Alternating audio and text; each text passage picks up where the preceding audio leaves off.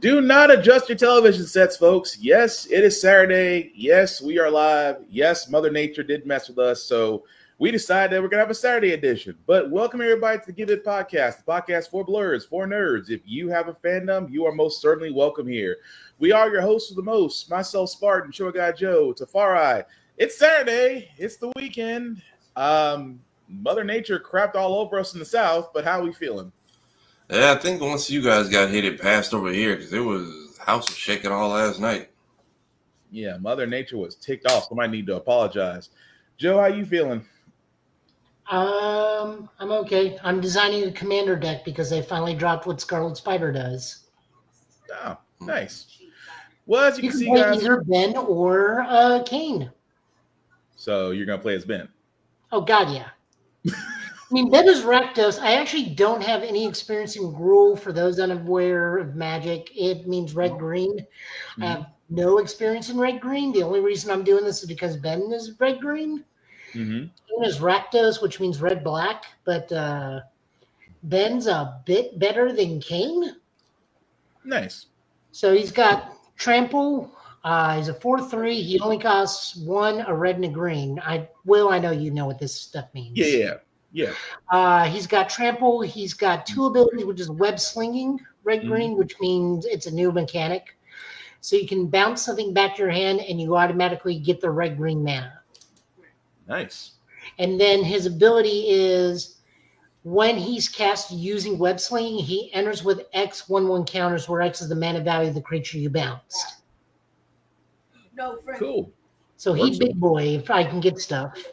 Oh yeah, sounds like it. Like Glada of the Primal Hunger, who costs 12. Damn. That's a high count. But anyway, I'm gonna get down a rabbit hole. As you can all see, guys, we are a little bit on leveled upside. We do try to watch our language on this show, but words do fly. At the same time, we do show trailers and video game trailers that might be too young for younger adults, too intense for young adults. So discretion is advised. Aside from that, welcome. So we might as well get into it. We actually do have some interesting trailers because we did have some drops that did happen. One of them being Marvel Zombies, showing their official trailer. And if you have not seen it, there are a few surprises in there. And again, it's rated T. It's a TVMA trailer, but it's more like Walking Dead, so it's not bad. But you've been warned.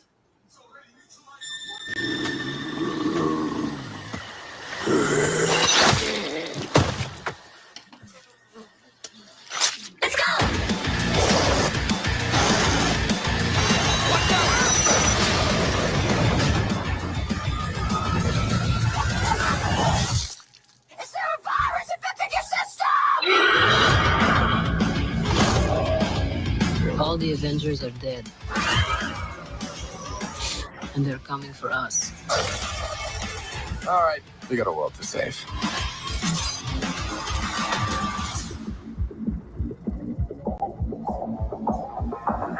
Need more.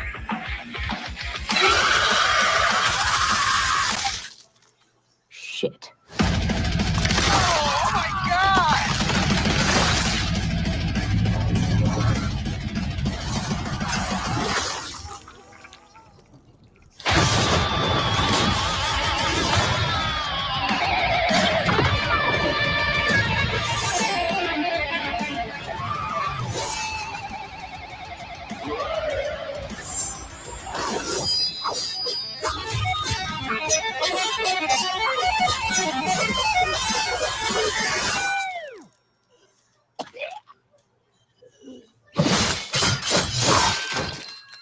Whoa. That's how you do that then. Wow.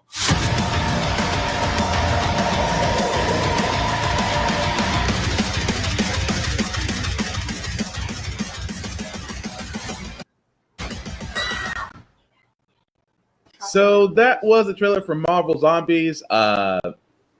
Is there really anything else outside of a Blade Moon Knight? I'm sorry, Moon Knight is Blade. We did see, of course, we did see Scarlet Witch. We saw Red Guardian. We saw Shang-Chi, and we saw Aquafina's character, unfortunately. We saw a lot, but fellas, what do we think? So do we call him Blade Knight or Moonblade? I'm going Blade Knight sounds better than Moonblade, honestly, but it looks, wow, to see Ghost get messed up like that. But again, that shouldn't be surprising. But yes, the fact that, we see Elizabeth Olsen, Paul Rudd, Florence Pugh, David Harbour, Tessa Thompson, Simu Liu, Aquafina, Haley Stanfield, Wyatt Russell, Randall Park, which means Officer Asia Wu is still somewhere in here, Iman Vellani, which will, again, Miss Marvel for all those that don't know, and of course, Dominique Thorne, again, from Ironheart. So, I like what they're doing with this. I do. It's an interesting story because, again, Marvel Zombies was kind of its own universe in itself. It is kind of taking a World War Z Walking Dead kind of storytelling, but again, I'm not against it because it's a successful formula.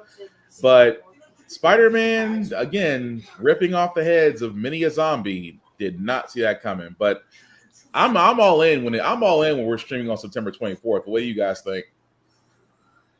Joe, you got any input? I'm waiting to see how long it takes Red Guardian to sacrifice himself and become the primary zombie problem. I mean, over Abomination and potentially Hulk, who is still missing. Right.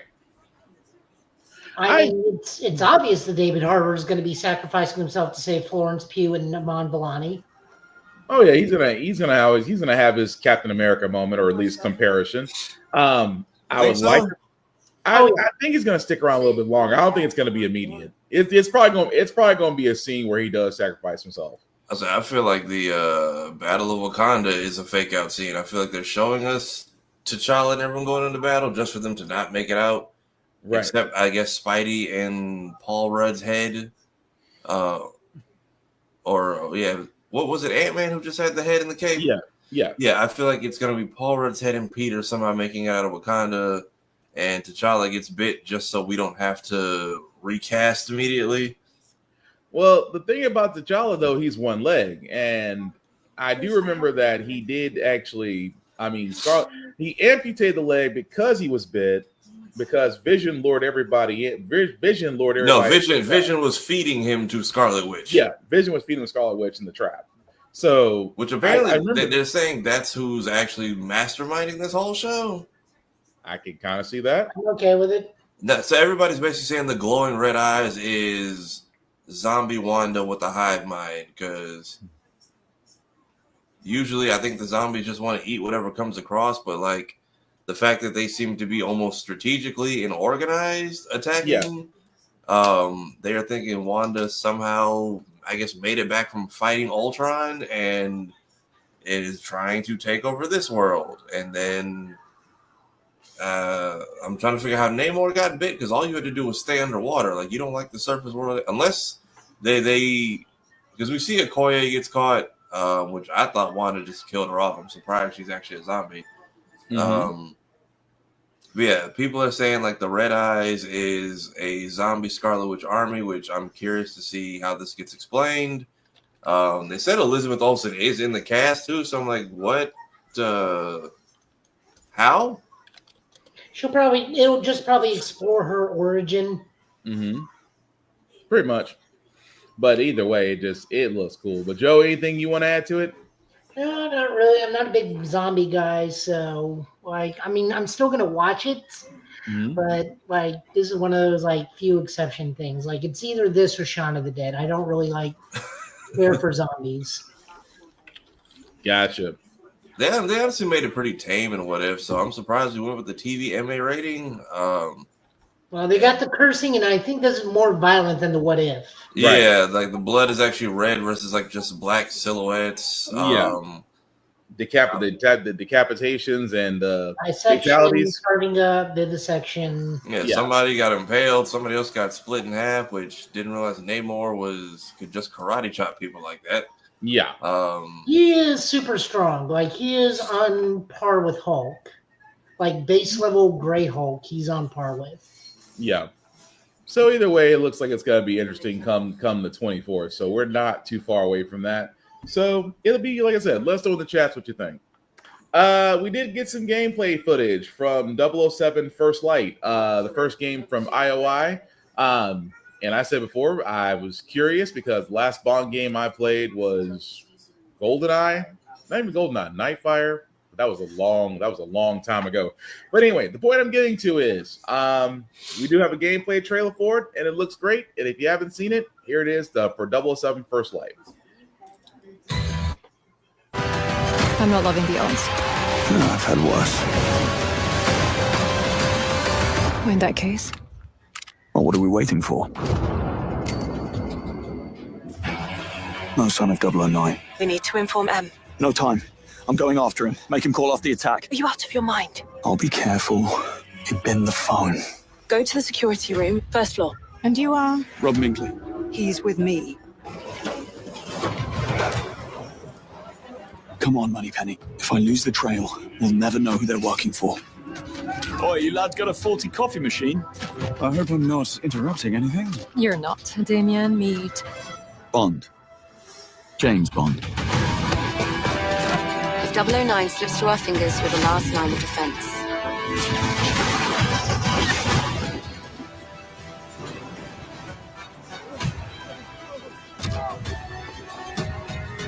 Someone just tried to kill me. Tell me you caught him.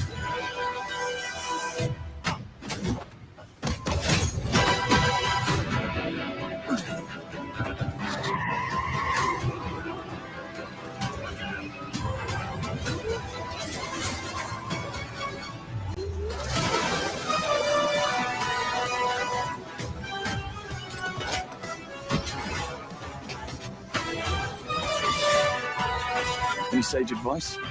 Play nice. Always.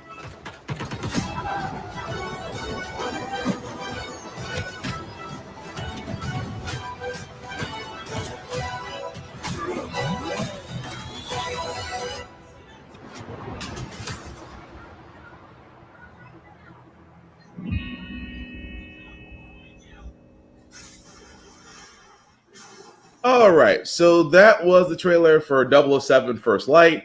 As you can see, comes out March 27th of next year. Will be on all platforms, PS5, Xbox, Steam, and Epic Store, and Switch 2. All I can sit there and say is that someone really was playing Uncharted, and somebody likes Hitman, and there's a little bit of Splinter Cell. But I am not complaining. It looks nice. It looks fluid. Of course, it's a James Bond story, so someone really did their homework, especially bringing back Moneypenny, which I thought was interesting. But yeah, I'm down to play it. But what say you guys? I say it's given a mix of like Hitman and Uncharted. How long has it been since we've had a Bond game?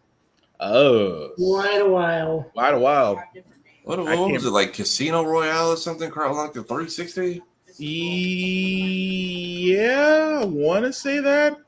I really want to say that. I'm trying to think. The last Bond game was I want to say the last Bond game was Quantum of Bloodstone. Which one was that? That was the Daniel Craig after Quantum of Solace. That's the one I think I had last was Quantum of Solace. Yeah. I feel like Bond is one of those properties that like they don't drop it very often. Like you know it, but it's like it's either here or it's not. Yeah. But yeah. I would say Bloodstone was the last one because they were following Daniel what's his face's James Bond. But no, I like it. I am more curious about the story since you're basically following a former 00. And this is before James Bond becomes 007. So it's an interesting story in that. But Joe, anything you want to add to it?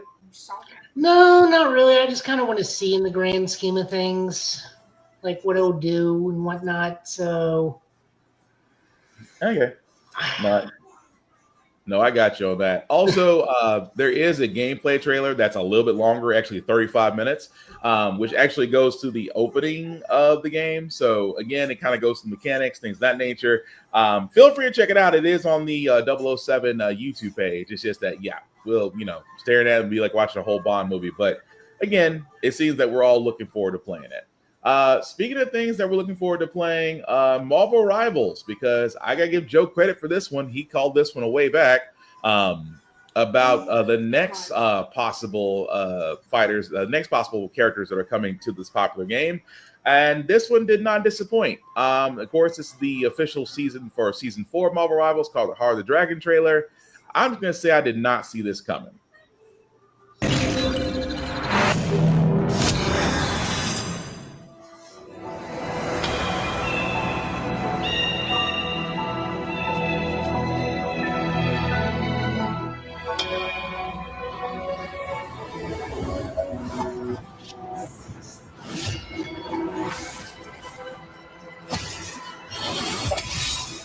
Dictum, guardian of the 8th city, surrender to the hand of heaven.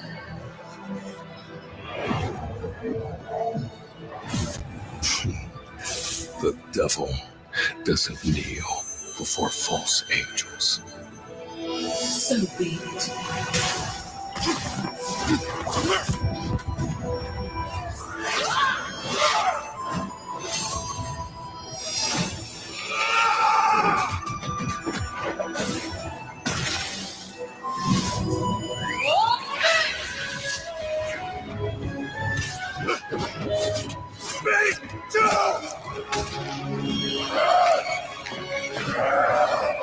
Let the devil.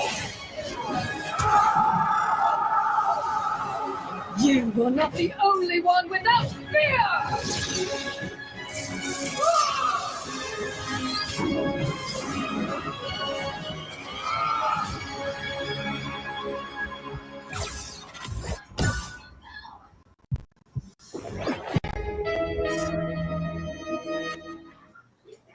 All right, so that was the trailer for the official season 4 Marvel Rivals, The Heart of the Dragon. As you can see, does have 2 new characters. One of them being very familiar, Daredevil. Looks like he's in the fist armor, if I'm right. Of course, with Angela on the other side. So, Joe, I'm gonna let you know. Say that again. You mean Angela? Thank you. I said Angela, didn't I?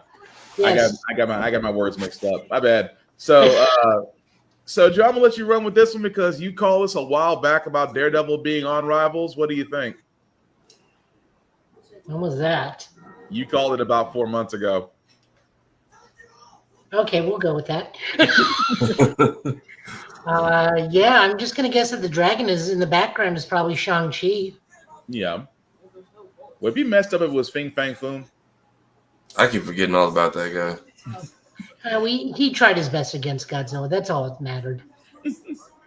But I mean, it was only a matter of time before Daredevil came in. Angela is the one that's kind of left field, but I keep forgetting she's technically a Marvel character now. So yeah. So used to her being a Spawn character. But still, it looks interesting. I just love Daredevil's look. I would say the look, and I guess the Daredevil being of what, Chinese mythology in this version. I guess because I mean I thought they were going back from the hand versus the fist storyline way back on Daredevil's comic book arc. At least that's what I thought. I could be completely wrong. It might be just a whole different story. I mean, these could be hand powers, but everything about them very much gives the hand out east. Right. Get out the area. At least that's what I'm thinking. But no. I you know what, this is the reason why I keep Marvel Rivals around, just in case I want to play different characters. But yeah, it definitely does look cool. But season 4 does start September 12th, so we're about 6 days from now on that. So definitely let us know what you think about Daredevil and Angela's characters being added to the roster, and did you like the nerf changes? Because some people didn't. From what I've seen on the poster board, some people weren't big fans of the new changes that were done to some of the characters in Marvel Rivals. But let's know who got kneecapped. Punisher, Hawkeye, Spider-Man, and I'm forgetting. Think Emma also got nerfed a little. Thank you. That's the one I could. I was gonna say I think that's the 5th one, and there were 5 characters that got nerfed, and Spider-Man characters weren't really too happy about it because, let's be honest, Spider-Man kind of is a little bit OP in Rivals, but that's neither here nor there. But let us know what you think as far as the next season and what they've done with the characters so far. Also, you lucky ducks that are playing Marvel Tokton, Fighting Souls, Please let us know what you think. The beta is out. I am not 100% sure if it can be streamed or not. So we're not going to take that risk because I know I have it. Tafari just got his. Tafari just got his invite sometime between the crack of dawn because they love to I mess woke with up to go use the bathroom and saw I had an email. I'm like, it is literally, it's like Patrick and SpongeBob. Oh boy, 6 a.m. I just went right back to bed. Nice. But again, if you are playing it, like I said before, not 100% sure if you can stream it or not. I haven't streamed it. I'm not going to try. Just be on the safe side because I'm not trying to get sued. But let us know in the comments what you think of Toton's beta. Do you like the gameplay? And of course, they are looking for suggestions and comments. So please, oh please, definitely fill that out because we do want to have a more complete fighting game when it's ready to come out. But moving right along, Sonic Racing Cross Worlds. Tafari has played the beta. Before I play this short anime, sir, what was your take on what you got to play? Look, if you need a more affordable version of Mario Kart where more people are allowed to come over and play, and they actually have voiced the characters, which seems to be the good make or break for certain games, it's fun. Controls aren't hard. It's fun, especially somebody who doesn't do online or competitive much. This is actually genuinely entertaining for me. Even if I get you could be in first 1 second or sixth the next, or vice versa. And then the rival interactions are a lot more fun. They actually play on a lot of the lore. So the last two games that came out actually have some kind of factor in here as well with level design, a couple of the races, and even some of the dialogue. So it's not just throw a kart racer in to keep everyone busy while we do something else. They actually put a lot of work into this, and it is appreciated. Yeah. But with that being said, they do have animations for it for Sonic Racing Cross Worlds. And I just thought it'd be pretty interesting to show. But here it goes.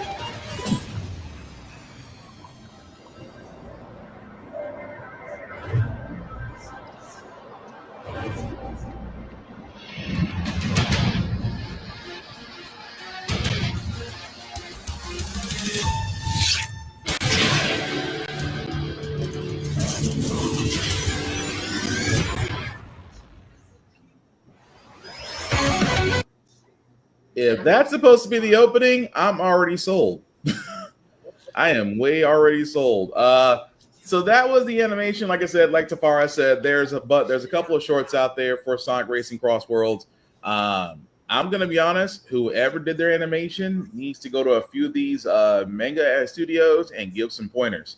But yeah, Tafara, when was Sonic Racing Cross Worlds coming out? Do you remember? I want to say like 3 weeks from now. So there's going to be a demo either later this week coming up or the week after, just before it drops. So if anybody wants to try it, it'll be open for everybody. Okay. But yeah, also interesting that they actually let Sonic lose for once, which is a different take on anything that they do. Mhm. Also, as you saw in the trailer or in the short, yeah, if somebody has the monster truck thing, just try to dodge. It's like it's the equivalent of the blue shell in Mario, only they have to aim and hit you with it. However, if you get to like one of these levels where it's just a narrow pathway, it's just good get GGs for everybody. That's like the only critique I have for it. And then there is a gear you can unlock where you start the level with, or you start the race with the monster truck for like 5 seconds. And depending on where you start the race, that can either make or break the day for everybody. It's fun, it's interesting, it's different, it's affordable. I think SpongeBob got announced, Pac-Man got announced, TMNT got announced. All the Paramount properties and people that Nintendo won't come over to play are coming to hang out. So it's got a good roadmap for it. At least it won't get stale too fast. Gotcha. That does look pretty cool, though. Joe, anything you want to add to Sonic Racing Cross Worlds? I mean, at this point, this is probably going to be the race that beats out Mario Kart World or whatever. Is it Mario Kart World? Yes. Yeah. Yes. Yeah, this is going to beat that out easily this year. Like, just it's too easy. I did hear that that none of the guest characters will be getting voice acting. Yeah, I tried. Which is fun because you run into like a whole ton of licensing issues. Plus, it depends on what turtles we're getting. Mm-hmm. Do we even know what version of the turtles we're getting? I would not be probably not. Honestly, I wouldn't be shocked if it's 2012 or the new one, where they're definitely kids from Brooklyn. I would say potentially. I would say if it's the new one, I wouldn't be surprised if a movie announcement is either preluding or shortly coming after that. Mm-hmm. I just know Nicktoons very much runs that 2012 version, even though they kind of threw it away like later on. Yeah. And I need to watch Rise of the Teenage Mutant Ninja Turtles. I know it's only got 2 seasons, but everyone says like that show is really good, but it feels apparently I missed the entire thing. I guess it came and went. So I would not be shocked if it's either the 2012 3D Turtles or these new kids that we got on the block. Yeah, it'll be interesting to see which turtles actually do appear. Yeah, honestly, if there's anyone who has voice lines, I would hope it's the Turtles and Avatar. Joker was mute for the little bit I got to play for him, which I understand. Yeah. Pac-Man doesn't necessarily talk. Gotta be creepy if he did. Yeah, everyone else I can fully understand. The Nicktoons people, I would hope that they would give them voices, especially because that was such a factor for the what was it, that All-Star Brawl, the second game that they came out with? Yeah. It would be interesting, I will say that. But we will definitely look for the demo as well as the release for that, because again, like Joe said, this looks to be a Mario. It might be on par with Mario Kart World, or it might just start pulling players from that. We'll see. But the other trailer we do got is called Edge of Memories. Joe put me on this. Joe, anything you want to add to this trailer before we play it, or should we just go on and play it? This just got mentioned to me by this just got mentioned to me from a friend on a podcast, and then another podcast brought it up, so I thought we'd look at it. Gotcha. I do know that this is a French developer, so this is like a clear obscura, not style game, but like we got another French-made RPG, and it looks pretty decent. Cool. Okay. Oh, let's give it a shot. This is Edge of Memories. The world's in pretty bad shape right now. The corrosion is gaining ground every day. I try to help people with their problems. It's my job. Yet, sometimes I surprise myself. Dreaming that all the world's problems would take the shape of a monster. One that I could beat right down into the ground.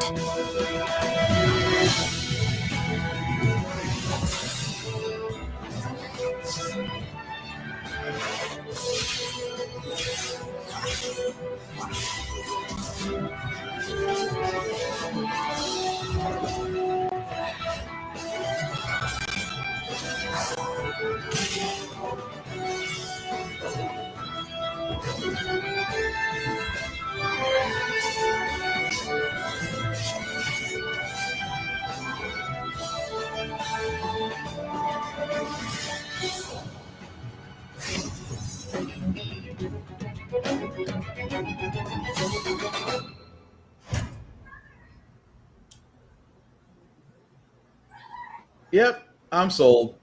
I'm sold. That's Edge of Memories, guys. You can see you can wishlist it now. Will be available on PS5, Xbox Series X and S, and Steam directly from Midgar Studio.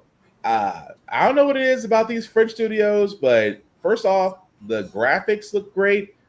I do dig the soundtrack, and the gameplay looks fun. So I will definitely wishlist this because I want to see what more we can find about this. But what say you guys? I'll check it out. If I get a little more gameplay, maybe like another what is it? They have like a gameplay teaser or something that explains the mechanics that gives me a little bit more insight. I'll take a look at it. Oh, there'll probably be a gameplay reveal coming out very soon for this one, but I dig it. Joe? Yep, I mean, I was already sold the first time I saw the trailer. It also kind of looks like third-person RPG with third-person action RPG, which I'm down with. Honestly, it almost looked like a little bit like Monster Hunter, or a little bit like not a Tales. Yeah, like a Tales game, which I'm also all for. Oh yeah, it definitely looks great. That's why I was saying about, like you said, about these French studios. I don't know where or how, but again, I'm into them. I am really into these indie developers really coming out with games that just really grab your attention. So I'm assuming because it's wish listed, this may come out next year. I doubt we'll get a 2025 release. We'll probably get a 2026 release. But either way, it just gets my attention. I really do dig it. But the last show that we do have is more for an anime called Kill Blue. I was gonna say, Joe, this was yours too. Do you know the synopsis behind this one? Yeah, this is one of the big shonen jumps that just stories that just ended. Professional hitman gets drugged and wakes up as a 13 or 14-year-old, and the agency is like, "You've been doing this for a long time. We're actually worried about your mental health, so we're going to send you back to high school so you can actually have a childhood." And I'm just like, you want to help his mental health, but you're going to send him back to high school. That circle doesn't square. Yeah, let me know how that works out for you. Right. That's not going to be bad at all. Don't have a childhood. It's like, sure. I'm just saying, it sounds like Tokyo Revengers, but with guns. But I would definitely. He retains his adult mind. Okay, So he does. Okay, gotcha. Well, with that being said, let's take a shot at it. This is Kill Blue.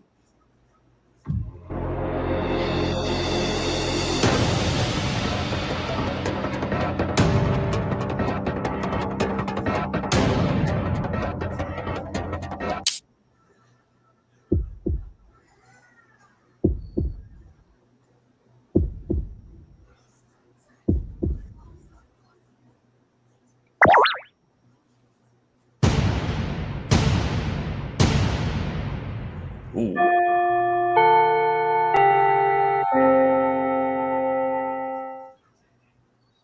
I'm laughing about the fact a 39-year-old, like Joe said, a 39-year-old man in middle school. Wow. As you can see, that's the teaser trailer for Kill Blue coming out next year.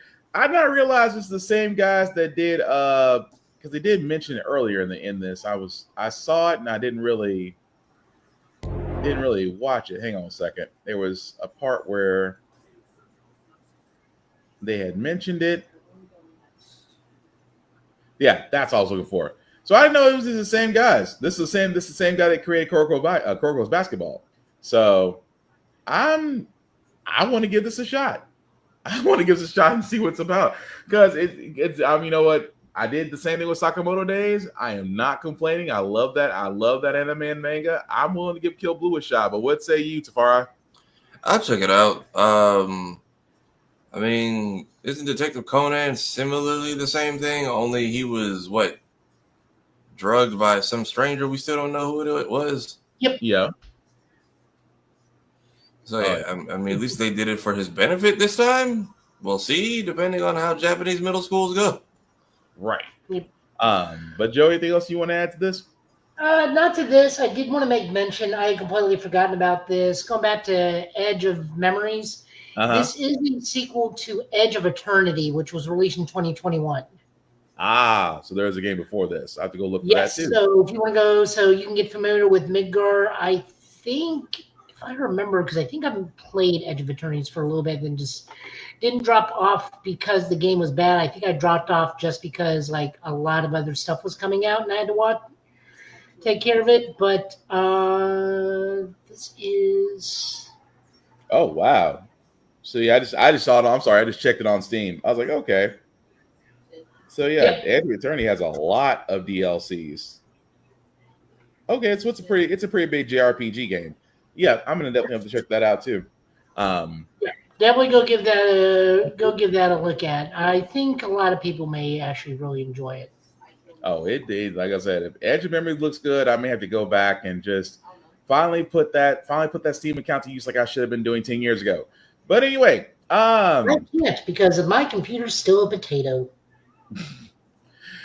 Oh Lord, Mech Warrior 5. Of course, there is some new news with the Shadow of Karinsky, in which there was a interview that was done with the director Chris Lowry. So, Joe, would you like to explain? As he's already laughing, go ahead. Oh, you didn't see the first thing I said as soon as I dropped into the new mission, did you?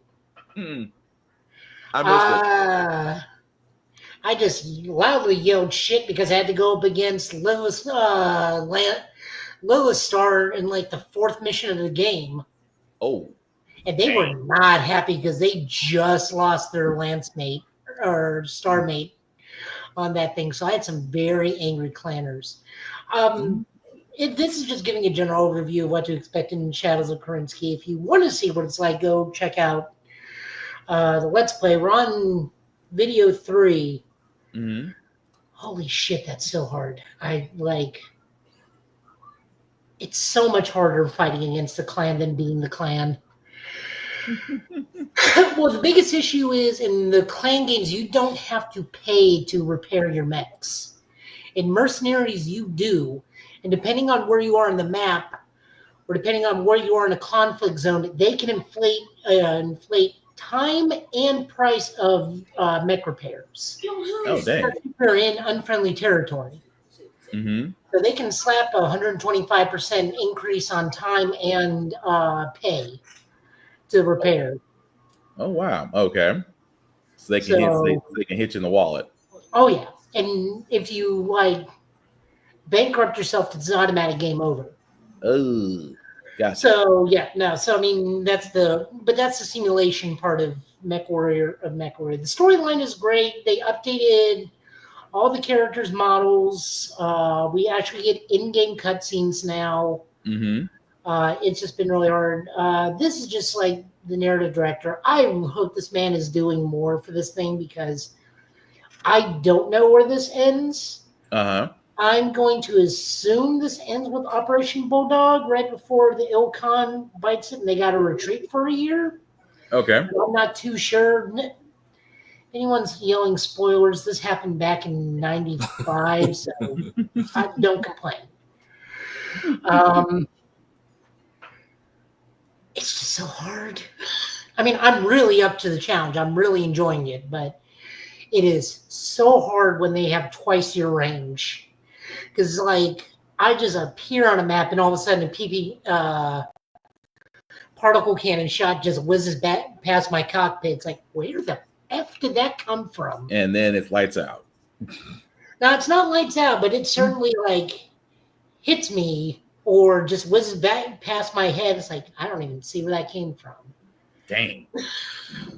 That is kind of messed up. But anything more you want to add to what people should be expecting in the new DLC that they've hinted on or let loose, or somebody slipped up and said something they weren't supposed to say? No, and this is just the Clan Wolf, but from the perspective, Clan Wolf campaign, but from the perspective of the Inner Sphere. We do go up against the Ghost Bears initially, because as I just said, I ran into the main cast of Ghost Bear. Mm-hmm. We did encounter some Smoke Jaguars, but we didn't encounter the main cast from clans, at least not yet. The giant war crime just got committed over on Turtle Bay, where they orbital bombarded the planet. Okay. I have yet to fight any Clan Jade Falcon, but that's not to say they aren't in there. I'm having a ton of fun. Go read this thing from Chris Lowry. He really is just talking about the narrative, and they're asking about, it's like, well, how did you come up with these characters? Are we going to see more focus down the road? Stuff like that. It is a whole lot of fun. Big stompy robots are my jam, so it's just a lot of fun. Nice. Well, they did say that Ghost Bear Flashstorm is getting it's got a high rating on Steam. I just caught that part. So definitely, like I said, it's on my backlog list. My backlog list seems to be ever so growing. So I hope to play sometime, but yeah, it is good to see that MechWarrior is still going on strong. And I guess Shadow Krinsky is going to definitely be an exciting chapter. And like Joe says, it sounds like it's going to have no mercy at all. Oh, it's so hard.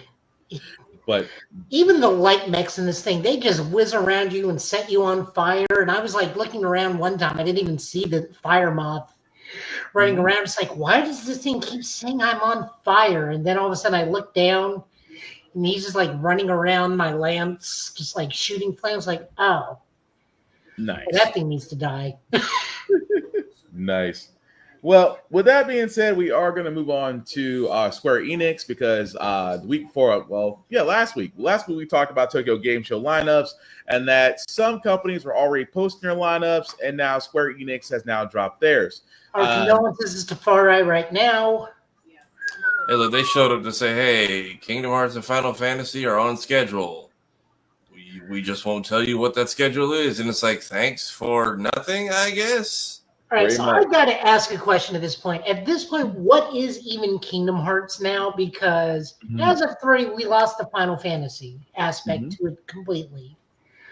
I don't know how much longer they're going to hold on to this Disney thing, because this dude, the director, keeps moving back and keep trying to make that Final Fantasy 13 versus game happen through different means. And how much longer before Kingdom Hearts is even Kingdom Hearts? It's not Final Fantasy 13 versus with key swords. I think that's what he's moving toward. I think he's low-key pissed that they killed 13 so early, and I believe that was for which one was it where they were driving the car? Was it 15? 15. Yeah, 15. And then I think because they shifted all the focus to 15, And then that team was like, cool, we have a bunch of stories that we want to tell. And they were like, we'll give you half of those after you've already announced like 4. So I feel like they're all taking stories they never got to finish, but were promised they could do and trying to recycle it. Because Yozora is dope as a concept and a final boss. Mm-hmm. They at least do a good job of setting up for the fact that, because one of the people really just another skin of Noctis. He's another skin of Noctis, Mm-hmm. but apparently he is connected to a character we've known for a while. Because basically they explain that, like, hey, you become a heartless and a nobody when you lose your real body, but some of you have been nobodies for so long, we don't know where you actually came from. And Pretty apparently one of the people that we met so far is actually from the other world.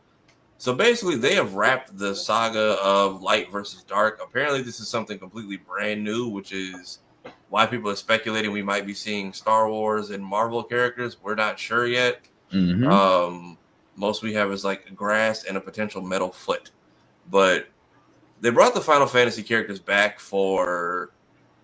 The DLC was very much them taking all the criticism personally and listening to us, because they brought the Final Fantasy characters back. His explanation was, I thought the game was strong enough to stand on its own without them. And we were like, it's not that it's not.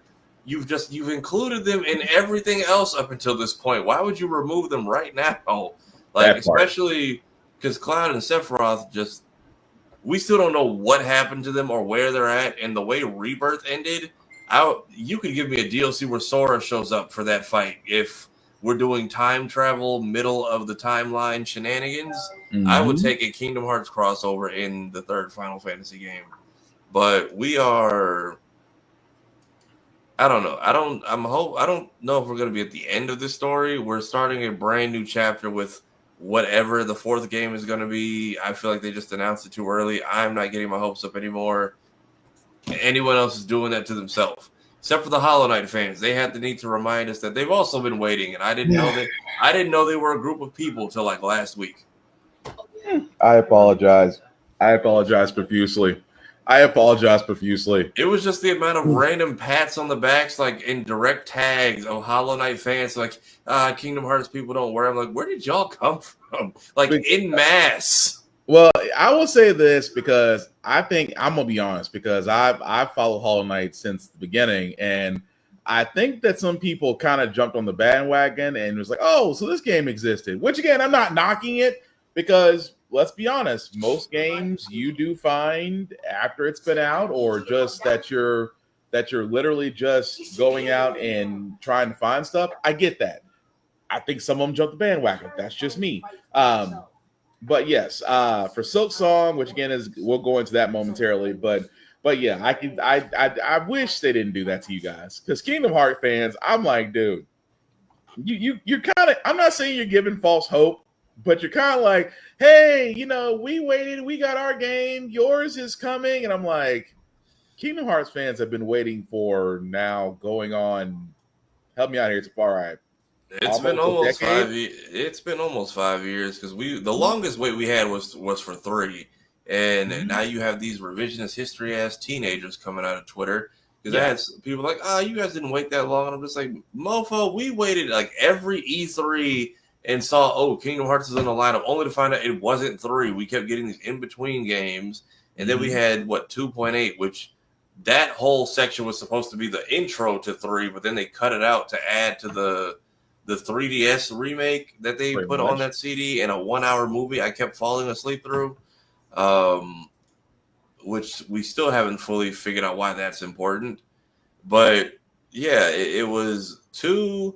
You had 1, Chain of Memories, 2, and then a bunch of in-between games. 3 came out, like just before COVID? Yeah. And then we got the DLC like a year or 2 later. And then they announced 4.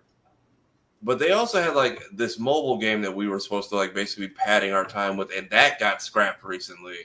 So I'm not shocked that that's why they're even doing this, because Square-Enix will announce a bunch of stuff, but then not pay attention or feed into half of it, and then be like, well, why do we keep losing money?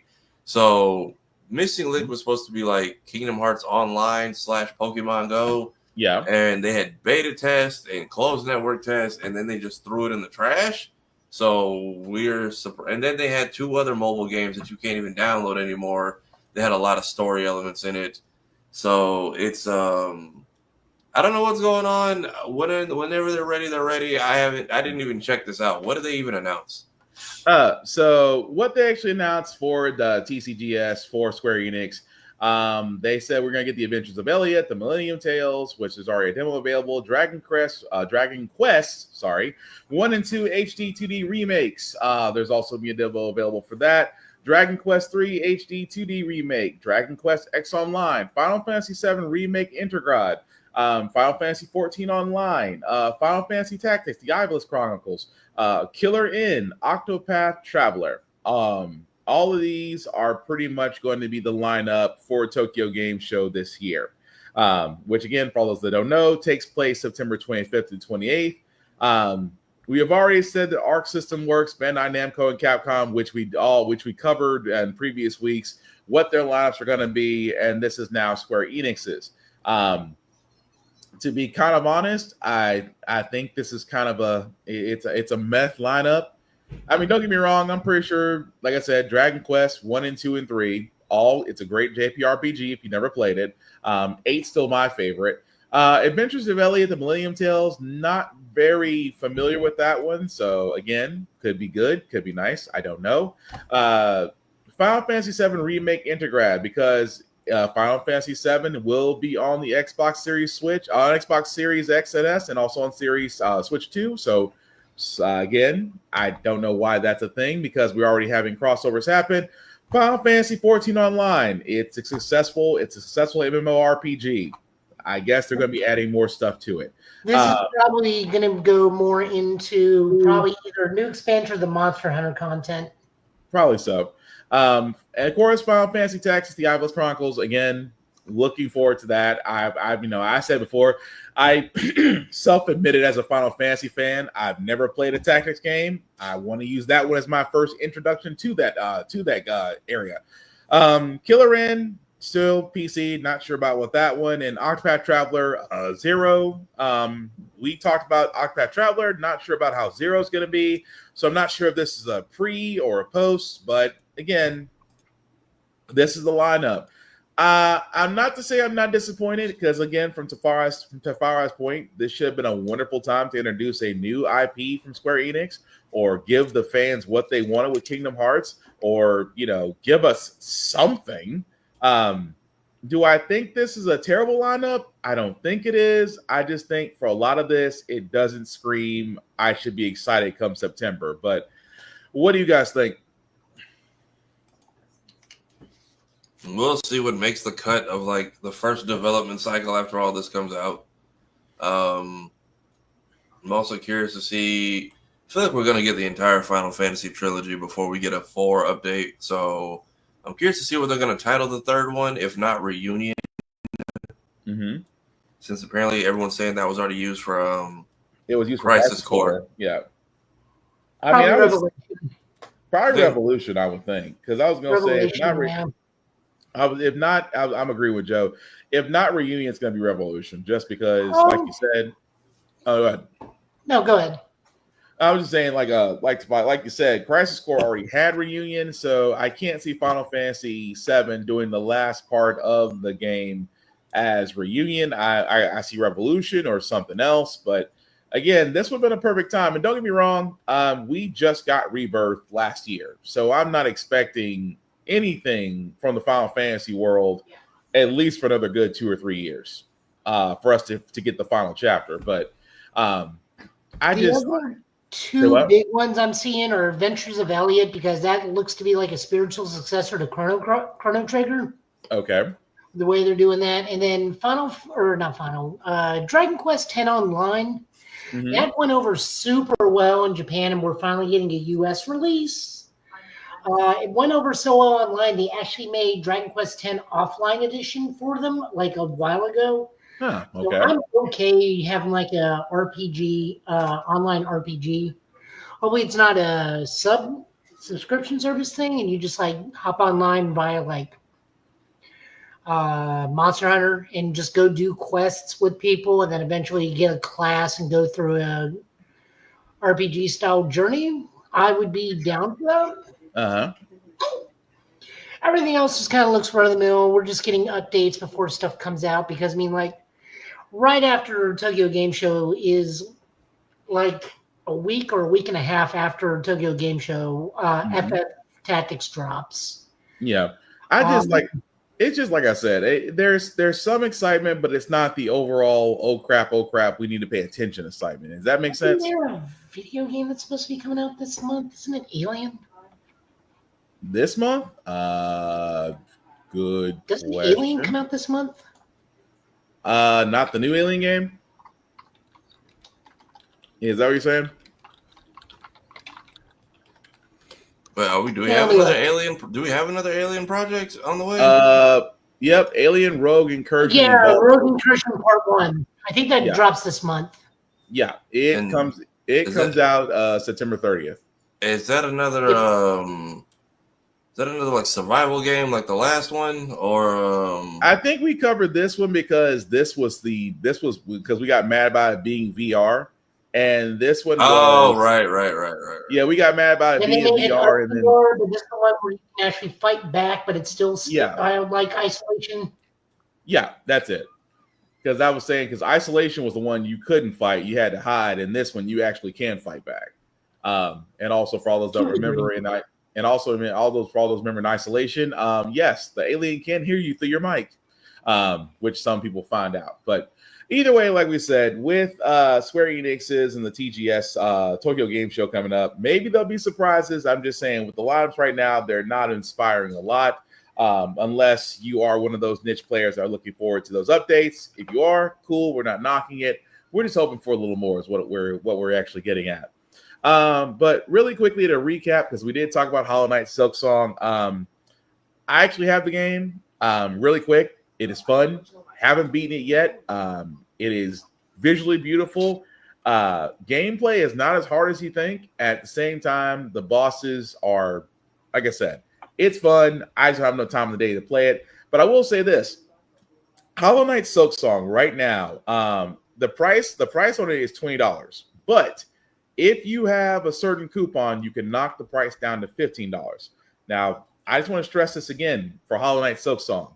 We talk about games being 65, 75, 85, going on up. Right now, one of the best games out there right now, which again, I may be a little bit biased because I'm a Hollow Knight fan, but $15 to $20 for a video game of this caliber is a freaking steal. So I will say this: if you are looking forward to Hollow Knight right now, again, $20 for a game is almost unheard of these days, unless they're indie games. You don't really hear a lot of games that are priced as well, that have that kind of quality, that are fun to play. Again, if you don't know Hollow Knight's story, I don't want to go into it. We'll be here all day. But let's just say it's an interesting story, and that, again, Silksong is definitely worth the wait. But fellas, just on the cap, are we really surprised to see an indie game at $20 of this caliber, or is it just that they're just being loyal to the fans and paying attention, or all the above? I think it's all the above. Her first Hollow Knight game I heard was really good. I know a lot of people are having fun with this one, and there was no like pre-order. So I know like when the game was done, everyone just flocked to the store. So I heard every place that this sold basically crashed for a bit. Mm-hmm. Oh yeah, it did. I was like I was gonna say, well, I got mine off Steam. So again, it might have been one of those. Well, let me take it back. I was kind of stalking this. I was kind of stalking the site. So let me let that go. But yeah, that just goes to show you that a lot of people really do want to play this game, and that the crashes are a good sign. Also, letting you know that your network teams need to update space. But Joe, what say you? I mean, it's not really my thing, but I appreciate that everyone is like clamoring for it, and that it was so well received. It shut down every online service that could distribute it. Yeah, it was definitely. It is from the 3 hours I've played so far. It is definitely freaking worth it. And like I said, for a price point of $20, I'm just like, and 15 again. If there's a code, now I forgot what the code was. I know I had it. It was like a one-time code, but still. $20 for a game. Mr. Randy Pitchfork of Gearbox Software. You could learn a lesson from that. You know, everybody can afford $70 games. No, Mr. Pitchfork, we can't. And that's why I'm not playing Borderlands 4. But let that go, because that's just my hatred toward that man for ruining one of my favorite shooters. But check out Sook's song. When you do have a chance, you will not be disappointed. Speaking of not being disappointed, fellas, we keep getting teased about this, and now it seems that the next Sony State of Play will show a trailer for Marvel's Wolverine. I'm gonna be completely honest. I forgot about this game because we were told. Oh wait, correct me if I'm wrong here. We were told way back in 2022, 2023, this game's coming out. Then I believe the director switched. I think the original director for this game went to another one, and then that guy switched with this one, and then it was just pretty much crickets. But it seems that Sony PlayStation has sat there and said that we will be getting a trailer for Marvel's Wolverine sometime closer to the end of this month. Again, it's not confirmed. This is more of a rumor situation, but I would not be surprised if it does happen. Let me ask you guys this, because outside of the screenshot that we got, which was basically this right here, and of course all the iconic claws coming from the hands, should we be worried that even though they are saying that there is a possible trailer coming out for this game at the end of the month, are we worried that this game will never come out, or is this just all white noise? I believe it when I see it. At this point, Insomniac has rightfully hidden away for a while, ever since the Spider-Man hacks, and basically they just said we're taking our toys and going home. So whatever we get next from them, I'll take it, because between whatever other Spider-Man content they could be working on, Venom content they could be working on, that Carnage setup that went absolutely nowhere, that Spider-Verse setup that went absolutely nowhere, the multiplayer setup that was never used, and then there's that Black Panther game and Captain America game that I think was quietly killed off at this point. Pretty much. I think at this point they're just like, Rivals has them distracted. Drop another season or a new character. We need like 6 more months, so we'll see. I'm getting my hopes up for nothing these days. I mean, I'm feeling the same way. And also, let me stress this again. This is still sourced. The sources they're going to have yet to confirm that this could be a state of play. They are saying that if it's not a state of play, then it may be shown at the Video Game Awards in December. So again, it's all up in the air right now. But Joe, I'm gonna ask you too. It's like, are we really wanting a Marvel Wolverine game right now with all this uncertainty, or is it just a wait and see? And if it pops up, great. If not, A little bit of both. I mean, I wouldn't mind a Wolverine game. I don't know how he's going to traverse. If we're getting like an open world style, if we're going to do mission based, because Wolverine open world does not honestly sound that fun outside of hopping on the motorcycle and climbing up buildings. But you don't really have the web swinging to get around a city as efficiently. And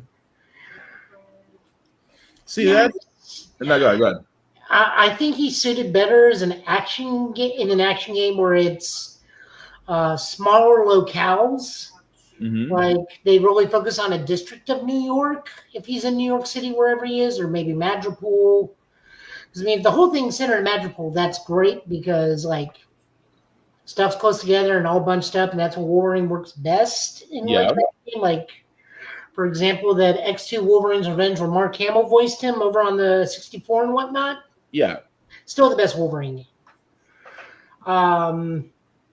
And then the Hugh Jackman Wolverine game that tied into the horrible movie, where the game was much better than the movie. I was going to say, the game feel like it got more praise than that film did. Yeah. Pretty much.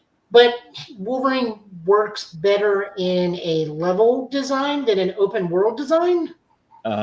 So I'm just kind of wondering to see how they're going to address the traversal issues if they do decide to make this open world. Yeah, that makes sense. But yeah, it's like I'm with you on this. I'm with you guys on this one. This is more of a, if it happens, great. I want to see what they do with this. But honestly, like I said before, I put this in the whole thing of it may happen, it may not happen. But right now, there's not enough buzz to get everybody excited. I mean, you guys have no offense, Insomniac, you guys have did great by us. Spider-Man and Spider-Man 2 were great. Uh, and you might still give us a Venom game. We still might get a Venom game. We don't know. But as far as Wolverine game, I'm sorry, unless there is a Dynamite trailer, whether at State of Play or at the Video Game Awards, I just don't see the hype train getting behind it. That's just my take on that. But what we can get behind in the next story, guys, is that Superman, of course, James Gunn's Superman, critically accepted everywhere. I don't think anybody had a problem with it. And James Gunn sat there and said, "Oh, well, if you like Superman, you're gonna love Man of Tomorrow." He did again. This is James Gunn. And I do respect him for this. He was the first one to sit there and say, "Yes, the next Superman movie will be Man of Tomorrow," and already gave us stills of what it could be, the release date, and things of that nature. I appreciate Gunn for that because he is definitely making sure that if it's coming from him, it's gospel. Now, Man of Tomorrow, which we got told is definitely happening. It has a release date of July 9th, 2027, so 2 years from now. And this is kind of saying a lot because, again, if you've seen Superman, we're not trying to spoil it for you guys. Still recommend you can see it.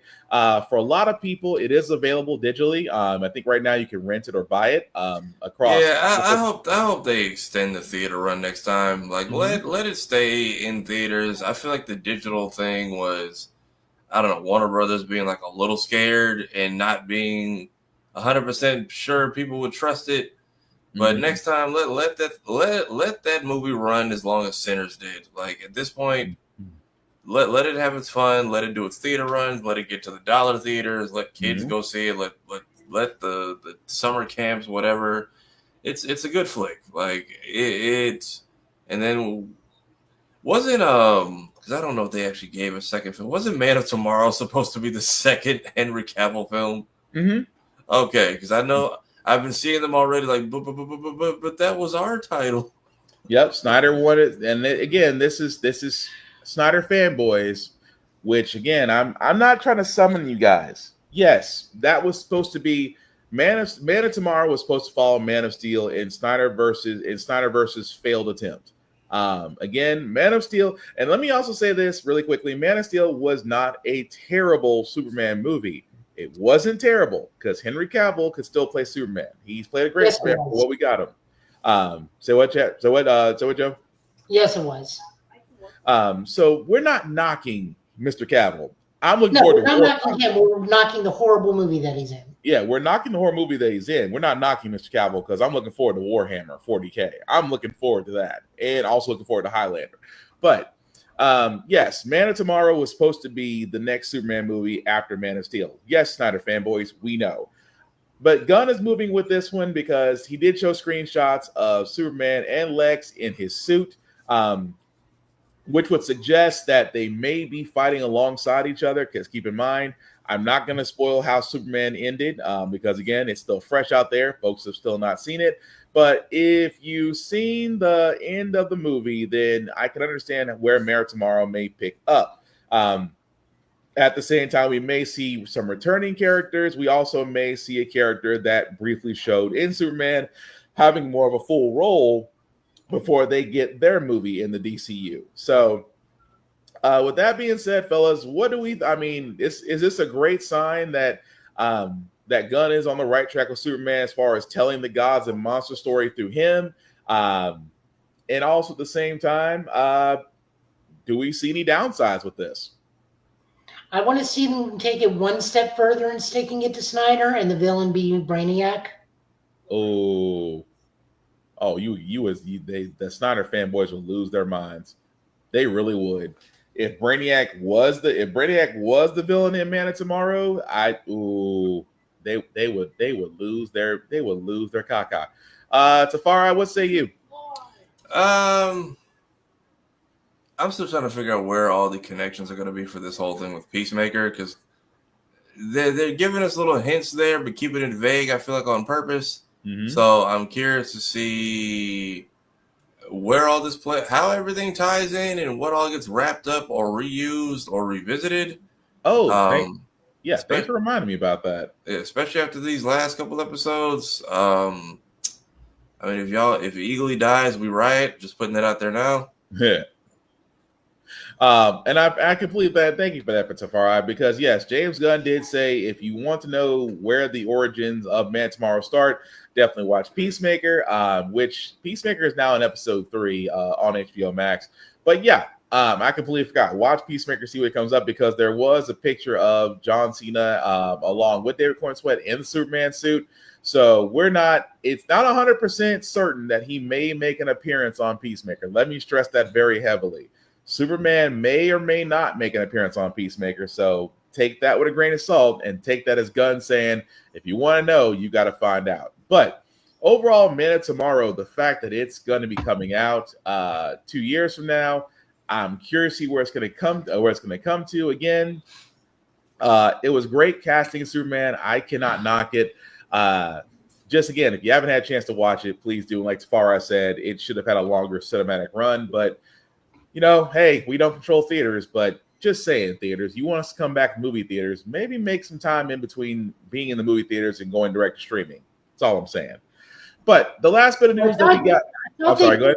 From the theater due to the heavy anti-American sentiment across the world at the time. You think so? I think that is something James Gunn was attributing it to.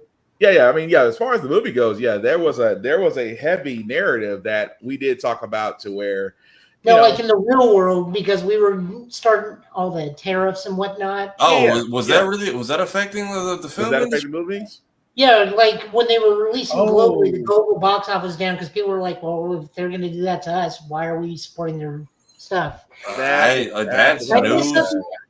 None of us know for sure. Myself, I don't know for sure, but that is something James Gunn said may have attributed to the fact that they ended early and it had a lower global box office than projected. I forgot about that. I had zero. I thought movies were very much like an untouched realm. Like if you didn't get banned in a country, I thought you had the opportunity to do just fine. I didn't realize we were being silent. There's some that aren't too. There's some countries that ain't too fond of American movies, surprisingly. And I forgot that a certain person, we're trying to keep this a happy show, but a certain person in a certain house in a certain city in a certain state did put tariffs on movie production, so that also may have also hindered it as well. So, yeah. Is that what the whole tax credit thing is about? Like it lowers the cost of production, or the city gets help, or how does it work? The tax credit was supposed to help the cities in which they filmed in. They basically threw that out. And then turned around and sit there and say, well, if the movie is being produced in other areas beside the U.S., then you're going to get tariff for whatever that country's the tariffs is rated at. So if you're like filming in New Zealand and we're tariffing them at 118%, then that kills it. It doesn't kill your movie budget, but it definitely puts a dent in it. So that part too. So thank you, person in unknown location, in unknown city, in unknown house. You make movie watching so fun now. You hear us, Bear in the Big Blue House? This is all your fault. Wait, what did Bear do? Why is Bear catching a stray off of this? Because we have to allude to somebody in the house. Right. You got somebody's going to have to take. Yeah, he spent more time. Probably the mouse. I was going to say he spent more time on that balcony than he did in the house talking to the moon. Let's be real. It's probably that damn mouse's fault. Meanwhile, PBS is moving. You've got Sesame Street moving to YouTube. These kids will be getting. Oh man, I cannot wait for that to happen. These kids you kids will be getting fed all the ads. Sorry, you will be learning your shapes, ABCs, and click here to skip. Hey, there you go. You're learning. Actually, if you think about it, you are learning motor skills, you are learning comprehension, and you're learning reading. Sesame Street is still saving children. I mean, honestly, in the grand scheme of things, for some of it, if they're putting like really old stuff, I'll just turn on in the background, just to hear some of the old stuff, like the old pinball animation. Yeah. I was thinking about that because they did have an updated pinball when I was sitting there showing my kids. I was like, oh wow, you guys! I remember the one from the 80s. Late 70s, early 80s, when that was the one I grew up on. But Again, I digress. But yes, Sesame Street's entire library will be on YouTube. Again, not to be too political on the show, it is great because, again, Sesame Street is a wonderful teaching tool for kids, and Elmo still gets to collect his check. So again, I was more of a Bert and Ernie fan, but I'm gonna leave that alone because that's another rabbit hole I'm not trying to go into. But macros, because this was not on my bingo card, but Joe brought this up, and I thought this was interesting as well. Macros designer says USA lacks new characters due to mass market expectations and maybe religious constraints. So, Joe, you want to take the lead on this one? Is this because I'm able to pronounce Japanese names easier? I didn't say that. But yes. It does help. I didn't say that.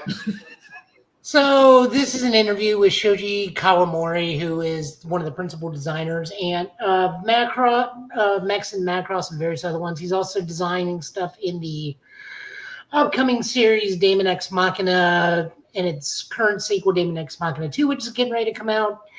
Just the long and short of it is he's just pretty much saying it's like American characters are all bland as shit, and it's because they have to hit certain quotas, they have to reach certain target audiences, and you can't really do a lot of things due to certain religious beliefs.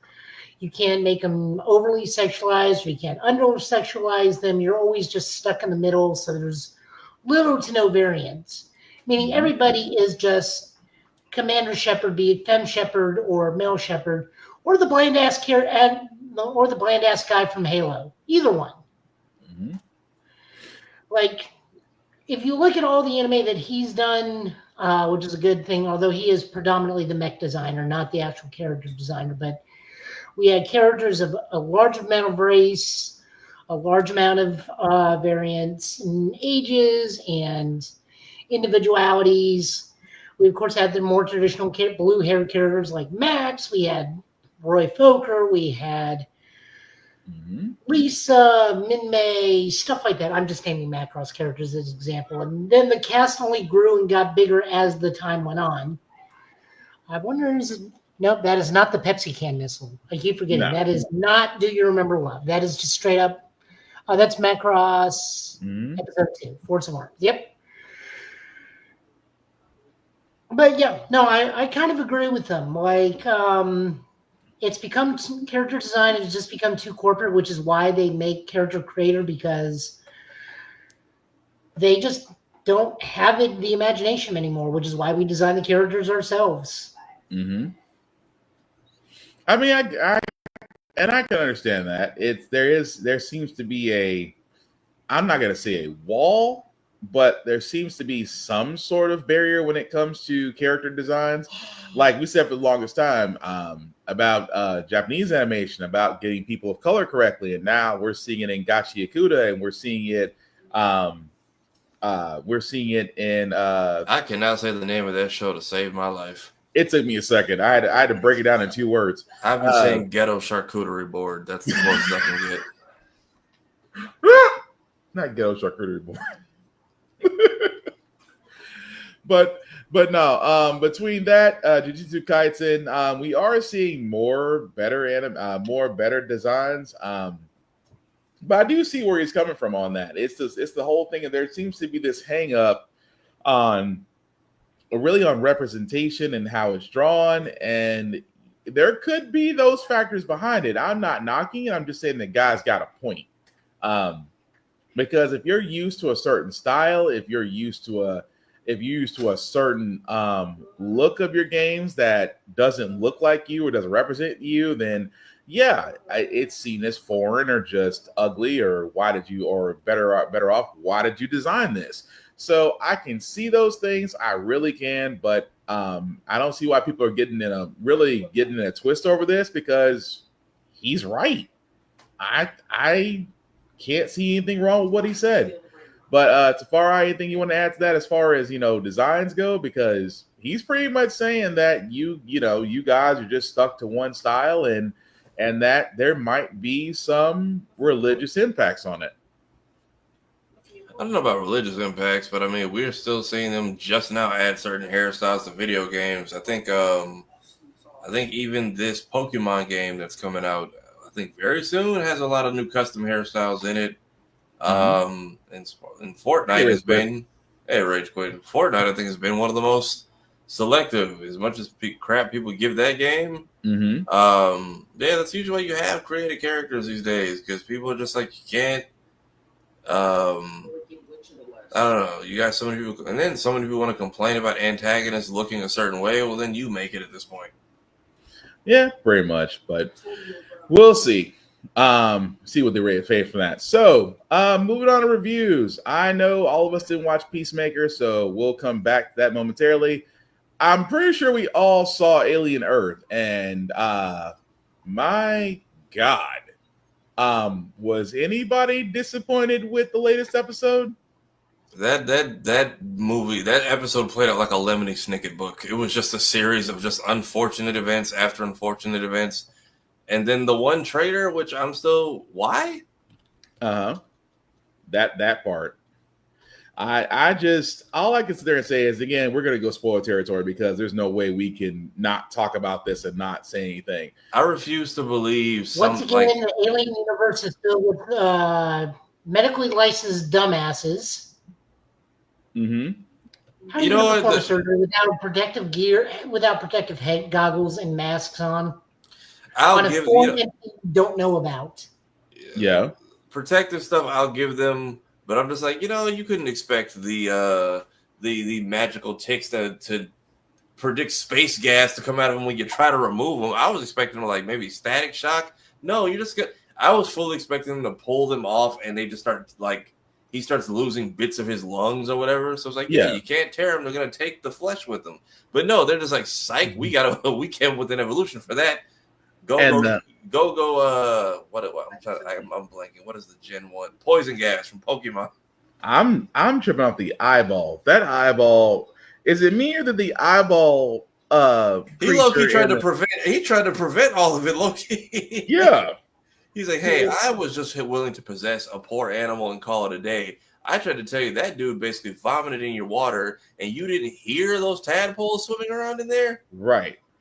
But them fighting the xenomorph at the end, like literally the xenomorph and the eyeball were going head to head. I was the hero of the story. Because you know what it is? He called him, and I was like, oh, you sellout. But then when they started fighting, I'm like, never mind. This is not going the way you expected. Right. My best favorite part was where he bites the alien. It just gave me ghostly vibes. I was just like, I was fully expecting to watch the host mouth corrode. But I was like, I guess the alien almost seemed taken aback at how much he was able to put up with it. He's like, what am I supposed to do with this? It was almost a surprise, like, you actually bit me. It's like, really? But also them finding out with the one person who got his neck gutted open is like, yeah, they have acidic blood, so this guy's basically dead. Right. Which I don't know if I'm curious if that killed the xenomorph that was inside him then, because he was already face hugged, and they cryogenically froze the other guy that birthed the xenomorph. Which is new to lore, because usually when they cryo sleep people, if they have the xeno in them, everything is fine until frozen. Yeah, frozen, which I thought was weird, but they said, oh, well, they can survive at sub-zero temperature. So I'm like, so cryo freezing him really didn't do a spit. It's like he still got out. So is the xenomorph that escaped is the one that broke out of the chest, correct? Right. Yeah. Okay. All right. So then I guess the second one didn't get to gestate because the host died. Because it feels okay. Because I'm curious to how much they need the host to be living in order to gestate. Because remember, they had the lung on a ventilator to keep the lung functional. That part. Right. Okay. That guy getting the repeating the plot of Repo Man. Hey, you can either work for us or we can bill you for the price of the lung. It's just pretty much. And that's why I said that was so crazy. And then you see the story. It's like, correct me if I'm wrong. Are we supposed to feel bad for old boy now? Because it's like you literally gave the story of his daughter. I'm like, dude, I thought he was gonna end it all. Like, you see the letter, you see at the bottom, like, oh yeah, your daughter died, and you'll be able to come pick up her possessions in 53 years. I was like, Do you really want to come back, or is this Oh, like what the synthetic guy or the synthetic? The current brain swap person? No, the synthetic, because he was it looked at first like his whole thing was he sat there and was so honest, like, look, we just got the cargo is the most precious thing, not you, not me. He's telling the captain this, and he's like, the cargo is priority. So I'm just like, how did y'all capture these things in the first place? Because clearly keeping them contained is not in your thing. And even the eyeball was like, hey, I'll possess a cat and call it, which cat came from where on that ship, unless it was just somebody's house cat that got possessed. I was going to say somebody's house cat, because I was wondering the same thing. Which I'm curious if that dude was dead and he got possessed, or if the eyeball took him while he was alive, because I'm like, it doesn't seem that strong. But you know the crazy part was, old boy who got headshotted, and then the parasites jumped into him. We never saw what happened with him. Yeah, because we only saw the 2, which means there's like probably dozens of them crawling, and now they're just going to be like modern day roaches on the planet at this point. And then at the same time, where did the saboteur come from? That was apparently there's a whole nother section of like unimportant crew that was supposed to be in cryo sleep. Yeah. And that's the thing about it, because he kept on saying, like, he woke up and this whole thing was, okay, I'm gonna scuttle the ship. Okay. And then at the end of it all, when old boy finally got him, he says, you can't stop it. It's like, this is bound to happen.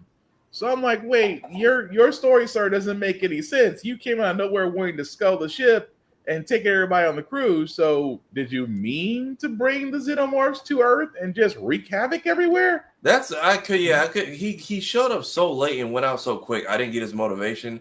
Also, shooting, because that normally doesn't happen. Shooting the already incapacitated person in the head was a wild decision. Man, I thought that was like, that's just messed up. You just went slim pickings for no reason. But it was interesting. I was like, the whole time, it's like one by one, they all got picked off, except the old girl at the end, because old boy made a decision and sealed the door. And it's like, well, yeah, I'll say this is a very aggressive xenomorph. Like, he doesn't just kill people. He very much like he needs to take you like the 15 minutes with the Undertaker first before you die. Like, very much. Why are you like, you have a tail and like the mouth thing. Why are you choke slamming and body slamming people and dicing people? Well, I mean, eat the rich, but dicing people in half. And like, it's very much, these are some very personal annihilations this xenomorph is doing. But it does add to the story, though, as far as that. I did like the backstory of what happens on the ship before the crash. So I'm kind of curious to see what they do with the next episode. Although I do love the title of this one, and even in space, I was like, really, even in space, no one can hear you scream. That's a nice title to the original episode, to the original movie. But I do like that the alien was most of the time a practical effect. You could tell he was a dude in a suit. Props to that. I still want to know if the Asian dude was the synth. That's a good question, because he was very. They left that open. Like, even as the director's like, I'm not telling you guys. Yeah, that was weird, but we also didn't see him get killed. We did. Oh, we did? Okay, I must have missed that then. It was like, no, not in this episode. We see that he died in the first episode. In the big flashback. Yeah. Okay. You're right. No, having multiple crew members like working shifts makes sense for a ship that far out and that big. Because I mean, this is essentially just a Nostromo-sized ship. Yeah. We kept seeing the same crew members. That's why he was like, "Oh, so and so's faking cryo sleep," and I'm like, "Wait, who?" And then it's somebody we haven't seen all episodes. So. That was definitely weird. That's why I was like, that's why I was kind of like, it didn't really make any sense at first, and then it's like, okay, this is how you guys are saying how everything went downhill. I get it. But yeah, it just looks like from Alien, like I said, Alien Earth. If you have not seen the latest episode, highly recommend that you do, because it is definitely alien worthy. If you've ever seen any movie from the franchise, it is definitely the oh crap, this is how it all started situation. So highly recommend that you guys do. However you want to watch it, whether it's the Grand Line or FX, completely up to you guys. But anime reviews, fellas, we got anything new on that side? If there was ever a time to catch up on Dr. Stone, it is now, because Jesus. Body count? It's going up every episode, and I think they may change the stories. One, that is how you adapt a darker section of your manga to be the most American you can make it out to be. Like the fact that they waved the white flag and they literally just shot it down. It was like, yeah, we're not doing any of that. The fact that everybody was literally like, hey, you're going to get shot. Just try to cling to life until you can get petrified, so at least you don't bite the big one. And then having to actually alley-oop to the guy on the moon and hope that his plan succeeds in order for things to go, and then leaving us on a cliffhanger until next week. It's going to slow down, I think, after next episode, but this was an intense 3-parter that we're 2 parts into. Really good. Yeah, if you guys can, Gachakuda, however you say it, is a really good show. Yep, definitely. Yeah, the diversity in the show is great. The way they're focusing on the show is great. Curious if the surface world is going to be like an end game thing, or we're going to make it back up there. I'm going to guess end game, but yeah, Gachakuda was definitely there. That episode this week was definitely good. But yeah, I agree. Wait, so do we all not see Peacemaker yet? No, Joe hasn't seen it yet. Oh, okay. Yeah, that's it for me. Please watch Dr. Stone. Joe? My Dress Up Darling just continues to impress me more and more, and it's still hilarious. They're organizing a cosplay group for a text novel horror game. We learned one of the group does not like one of the main characters, but one of the other main characters finds out, and she at least explains her reasons why she doesn't like the main girl. And then it just cuts from there. So I don't think we're playing too much into that. And then Storm keeps the main dude from going home, so he has to spend the night at the main girl's house, Gojo and Mary. And Gojo is very, very old school. It's like, no, I'll brave the rain. So she's like, you'll catch a cold. Or something's going to go wrong. The trains aren't working, just stay the night. So it comes up with, if I don't sleep, it's not a sleepover. So they go to the convenience store to get like a change of clothes, some night clothes and whatnot. And he's over next like all the like, not adult stuff, but you know, like the condoms and whatnot, because the energy drinks and the condoms are in the same aisle just through sheer coincidence. All right. You find an energy drink. Like she comes to get him and sees him in the aisle looking at stuff, and he's looking at energy drinks. He's kind of like covering it up. So she's just like, how much speed do you have? What are we doing tonight? And then he's like, well, tonight I don't intend on sleeping. Dang. And she's just like, it's reread. And I think she's down for it because it's already confirmed. Like, the end of the manga, they confirmed what happens to him in the future. So she's down, but it's just one of those like, am I ready in my heart for this? And totally misconstruing what's actually going on. Gotcha. God bless these two, because this is just one of those hilarious slice of life things that keeps me going. Nice. Okay. For myself, like I said, Gachakuda I follow with Tafar Eyes. Dr. Stone, I'm still catching up. Windbreaker, Rise of Shield Hero, Sakamoto Days, and Kaiju number 8 have all been great as they are beginning in their next arcs. So highly recommend those animes. Again, they're starting to hit their high points. Jujutsu Kaisen Season 3 was just announced. My Hero Academia did get their final season announced as well. So we probably will get that long, drawn-out battle to wrap that manga up. So again, let us guys know in the comments what you think of the mangas we watch, anime or mangas that we read or watch, and if you have some that you want to recommend for us to read, as well as for the others that watch the show for us to read and watch, definitely let us know there because we definitely want to expand our horizons, especially when it comes to good stuff. So with that being said, we are going to go and move on to comics. Before we do, we always want to shout out Rick's Comic City, Nashville's #1 go-to place for comic books in Nashville and Clarksville. You can definitely check them out at either location. Also, their website at rickscomiccity.com.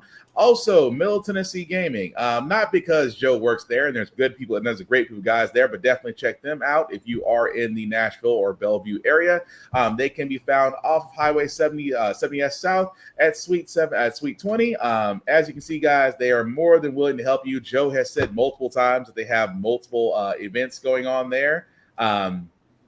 Which, as you can see, although this is a little bit outdated, so I apologize, but just to give you an idea of what they actually do there. So if you do want to get introduced to Smash Brothers, to board games, to leagues, drafts, Magic the Gathering, as Joe pointed out at the beginning of the show, you can definitely get the help there, as well as buy things there as well. So again, stay local, stay indie, support your local comic book store, support your local library, support the indie and indie artists, because you will miss them when they are definitely gone.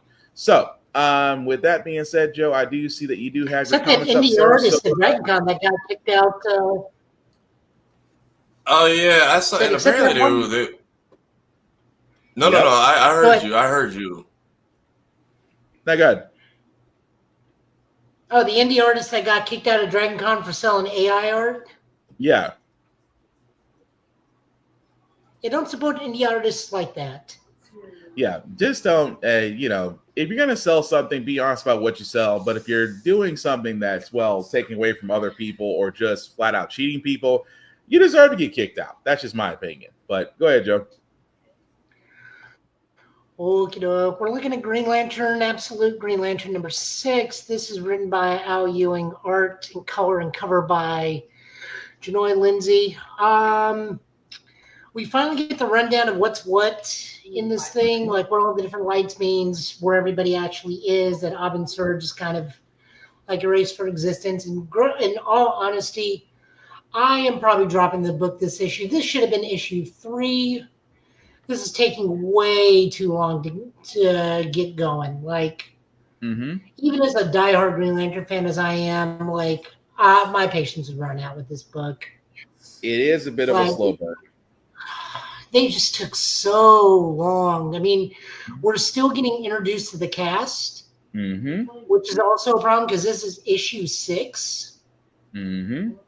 So yeah, cool. Jon Stewart, some sort of light sage who's channeling the yellow light, which is a whole different thing. They're just using different terms from the Green Lantern standard universe to name things now, but I'm just done off this book because this has taken so long to get going. Yeah, it's a slow burn. I want to keep up with it, but them explaining the spectrum and how all of it works, it just I may go back and revisit it, but this was really too much of a slow burn when it should have been a turning point for the series. But I agree. Yeah. Moving on over, we got Batman number 1. This is written by Matt Fraction, art and cover by Jorge Jimenez and Tamui Mori for colors. New Aaron Batman. He is back in the blue suit. He's also a mildly kinder, gentler Batman to a degree in this one because Killer Croc kind of mutated into a dinosaur. And Bruce sits down and talks to him, even taking his mask off because he knows that Killer Croc is less and less Wayland and more of its own identity now. Jim Gordon's down to a beat cop. The new police commissioner is still Vandal Savage.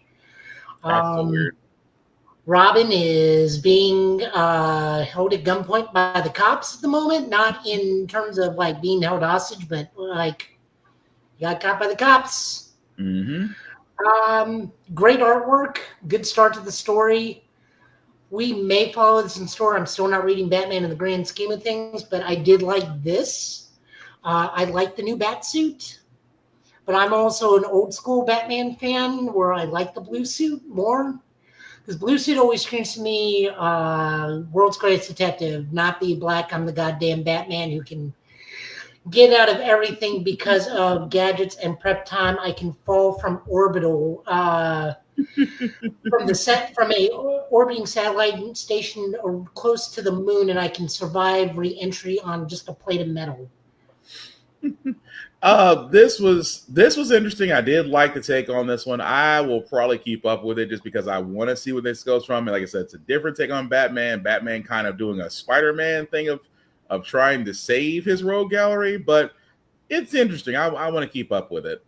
Plus, Matt Fraction is a good writer. For those of you who want another good example of Matt Fraction's Hawkeye, which is what the Hawkeye TV series was based upon, is Matt Fraction. Ah, good to know. Moving on over, we also got Absolute Wonder Woman number 11. This is written by Kelly Thompson, art by Hayden Sherman, colors by a bunch of people, colors by Jordi Belair. We are at the penultimate issue of the Labyrinth. Diana has finally met an Amazon IO, and then goes to proceed to try and, through previous lessons, her greatest potential weapon, bargaining with the Queen of the Labyrinth, but not all goes well. So, old girl goes and gets herself a magical trident. And yet Aquaman should be pissed. Well, it's a magical trident. Mm-hmm. Still, I liked it. I really liked this issue. I like the little thing where she's talking to the goddess, and it's like, well, Hydra and I made a choice, made a bargain, and you told me to use my greatest weapon, so I bargained. And now I got to take the weapon back in order to get my shield. But no, it was a good issue. Yep. Moving on over into Marvel, we got Laura Kenny Wolverine number 10. This is written by Erica Schultz, art by Gaida Belviso, and colors by Rachel Rosenberg. This is the finale for the Gabby arc that we got, where Gabby is taking on a bunch of vampires with Dracula's mutant son Zaris, who has the same mutant power as Cyclops, but he can control his optic blasts. They're trying to rescue her with the help of Clea from Stegra, who's kind of a like vampire mage, kind of. In the grand scheme of things, they fix Gabby, and Jonathan the Wolverine is also there to help. Overall, good issue. Okay. Magic. This is the penultimate issue from Magic. Written by Ashley Allen, art by Jermaine Peralta, and colors by Arthur Helsley. They're just fighting demons still and trying to get one over on the Exemplar. The Exemplar may actually also be tied into Uncanny X-Men, because I think that one lady also comes from the same time as the lady in the Bayou. If I'm reading that right, I may be slightly wrong on that, but it's Ileana and Danny trying to get the demon out of the kid while dealing with the Exemplars. Okay. Nice. Amazing Spider-Man number 975. Who are the two Spider-Man? This is Broken Mirrors, written by Joe Kelly with art by John Romita Jr., inks by Scott Hanna and color by Marcio Menez. And then Broken Man is by Joe Kelly with art by Pepe Larraz and color by Marty Garcia. In the grand scheme of things, we finally figured out who everybody is. Peter is exactly who I thought it was, Ben Reilly. It turns out Spidey is Norman Osborn. Ben's still trying to be somewhat of a superhero because he does feel bad when he almost kills a bunch of kids in his fight with Norman.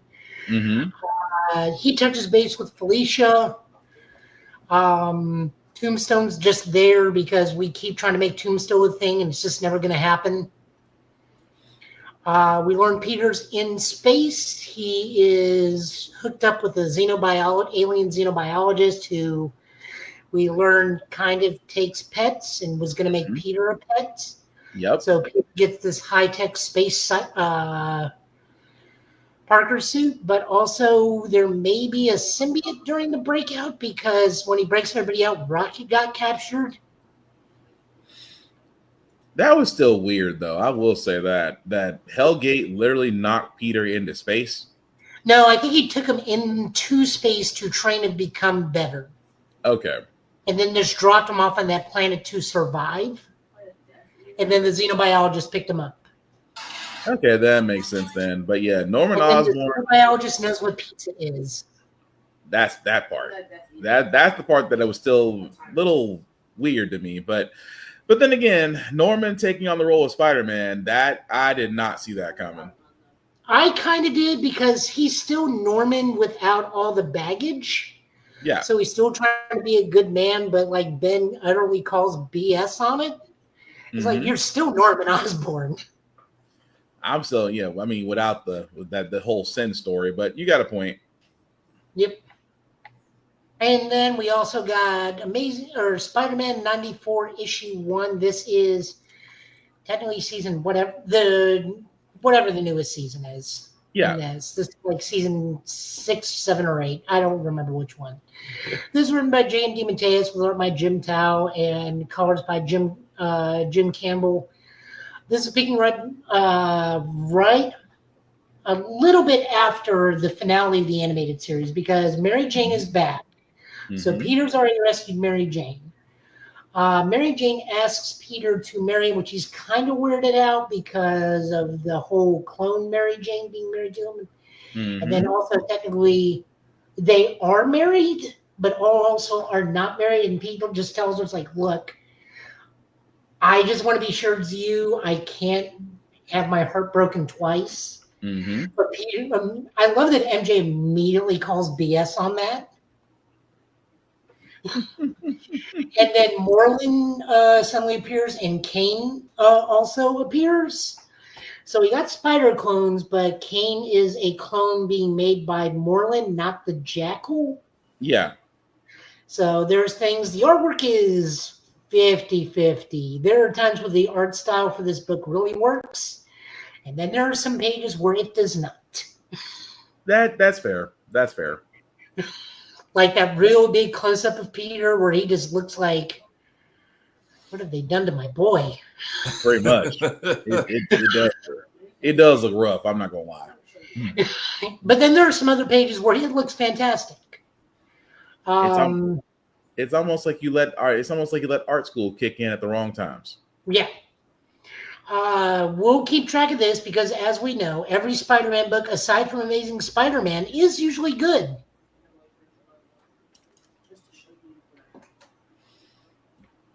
That's not me being insulting. That's just a matter of fact. I said nothing. I know that look. I said nothing. I said nothing. And then we're looking at one last book, Star Trek Voyager Homecoming #1. This takes place immediately after the finale of Voyager. The crew is not out of the woods yet because they're dealing with shape-shifting aliens that have invaded the crew, trying to take over the bridge. We do get to see Paris and I forget what her name is, but their baby for the first time and other stuff. B'Elanna. B'Elanna, thank you. B'Elanna. Good issue overall. I enjoy the Star Trek stuff when it's like this. Just continuing the story. I wonder if this is going to lead into Prodigy. That would be kind of cool. It should. It should. I mean, Species 8472 really doesn't get revisited a lot, so the fact they're trying to make them the primary villains of this story, I would give it a shot. But yeah, it's interesting. I will say that. Yep. That's it. Book of the week. I'll give it to Batman. It was just a solid read all around. All right. Sweet. Well, Joe, thank you for that. And as we're about to wrap up, guys, again, we always want to thank you guys for watching, for letting people know it's live, for sharing. We really do appreciate this. Again, we do apologize. Mother Nature just seemed to win the round last night, and we can't beat her and electricity. But if we ever find a way to harness lightning and electricity, we'd be rich. But with us signing off, I do want to start with the man, the myth, the legend. He is anywhere and everywhere, and trust me, he is. Tafar, you let people know where you're at and what you'll be doing, sir? Yeah, I have. Make sure I got these people tomorrow. I will be on the Black Nerdcast or Black Nerd Podcast tomorrow at 5 our time. Hit me up a couple weeks ago. Not sure what I'm getting into, but I will be over there. Pray for me because my whole house is sick and I'm currently the last man standing. Damn. Pretty sure my cat is patient zero in transporting the shit to room because she won't leave us alone. But I got invited. I need to make it to Monday because I got invited to an early screening of the Demon Slayer film. So stay tuned for an early review of that. I also won a Game Boy from my people at Gamers Inc. Orlando and Frankenboy Customs. So this has a special backlight. It's got a glow-in-the-dark speaker. It's got the glowy Charizard, and then Professor Oak on the back. Where what does it say? Every journey begins with a choice. Yeah, cool stuff over here. I've just finished the I did a one and done stream yesterday of the what if mode for Spider-Man 1 because it was the 25th anniversary. I'm officially done with Twilight Princess. I think the only consistent game I have right now is Code Lyoko, which I think I might be done with this week.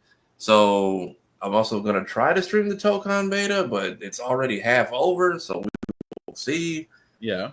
Because it closes tomorrow, at 9 a.m. tomorrow. So yeah, they only give us 48 hours. That's so. And then they gave a bunch of us codes at 6 this morning. So, all right. I'm gonna try to maybe stream some of the Tokon beta. I did stream the Sonic Racing Crossworld stuff. I do have a skit out about Hollow Knight and Kingdom Hearts. Potentially making another one for Monday. I might push it to next week because I have so much stuff that got landed on my plate these last 48 hours. Unboxings, shorts, stay tuned, doing things all over the place with all of the people. And this is why I say he is consistently busy and yet somehow does this with very little sleep. Thank you, sir. Joe, another busy man, because he literally is. We'll let people know what you're up to and what you'll be doing, sir. Right after this, you can find me over at Middle Tennessee Gaming because I got to go help out there. I'll be there tomorrow night. Next week, we have a competitive commander night where you can win a chance and be in a raffle to get an unlimited Black Lotus, as well as qualify for regionals. Next Saturday, you can come learn how to play Cardfight Vanguard, get a free deck and a $5 store credit to buy a pack to upgrade your deck. So, Will, bring the kids. Let them learn a trading card game. Streaming MechWarrior 5 Mercenary Shadows of Korinsky DLC. Getting my ass kicked because the Inner Sphere just doesn't have what it takes in mech design anymore.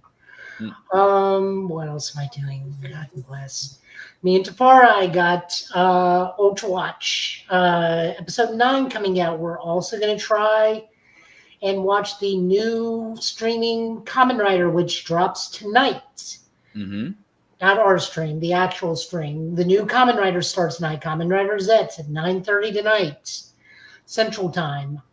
So we're going to see if we can't stream and take a watch of that without totally immediately copyright striking us. Because Subaraya, once again, they're good. They see that as free promotion for their show, and they just say, we're not allowing this in Japan.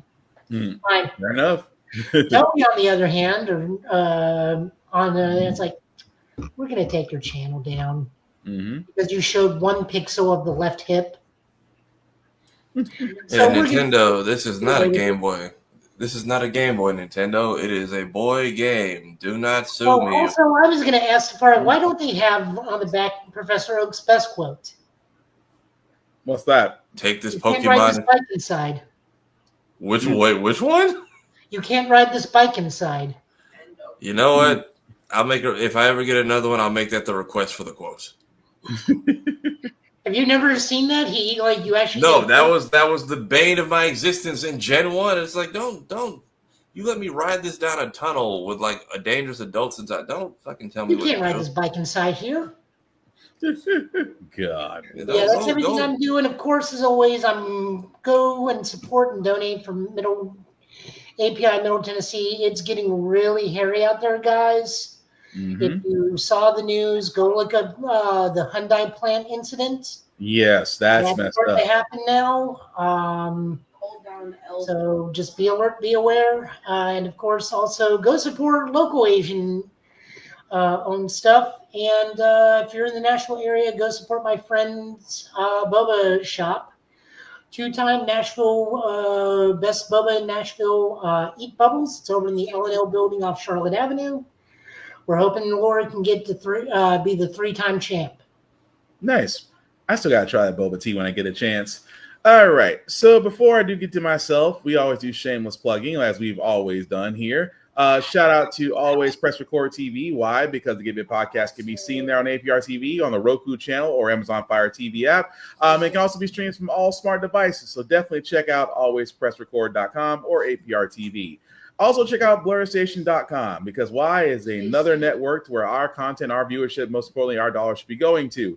Definitely check out blurstation.com. Hit the join now button. It is $10.99 a month to stream Blur Station, and Blur Station can be streamed on all smart devices. So definitely check them out.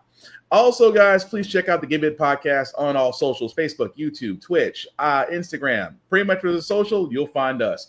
Like, share, subscribe. We cannot do any of this without you. As for myself, Black_Spartan615 on the socials. Definitely like and follow me there. I usually talk to everybody, but just don't be weird. I don't want to start blocking folks.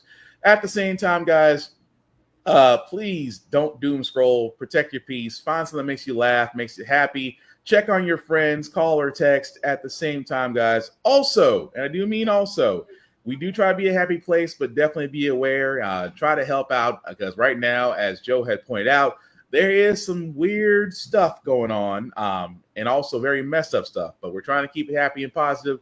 But please be aware and try to help out in your surroundings. Also, cosplay rules still apply. Respect the cosplayer at all times. Cosplay is not consent.